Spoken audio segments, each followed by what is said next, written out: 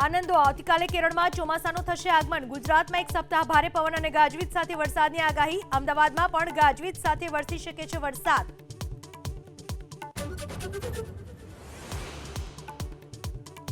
મોતના વાયર અંગે હું તો પોલીસના અહેવાલની રાજ્ય સરકારે લીધી ગંભીર નોંધ। 2030 સુધીમાં રાજ્યના તમામ શહેરોને વાળ ફ્રી બનાવાશે। વાળ ફ્રી સિટી માટે 500 કરોડ રૂપિયાની સરકારે કરી જોગવાઈ।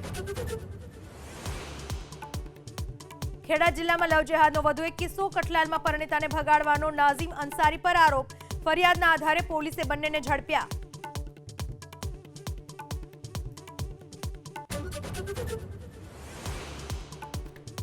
ઓપરેશન મ્યુલ હન્ટ હેઠળ સુરત પોલીસની મોટી કાર્યવાહી। બેંક એકાઉન્ટ ભાડે આપનારા 67 શખ્સોની ધરપકડ। એક સાથે તમામની સુરત ક્રાઇમ બ્રાન્ચે કરી ધરપકડ।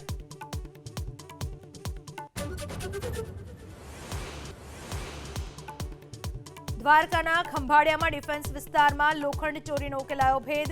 25 ટન લોખંડની ચોરીમાં પોલીસે 3 આરોપીઓને ઝડપ્યા। 20 લાખથી વધુનો મુદ્દામાલ રિકવર।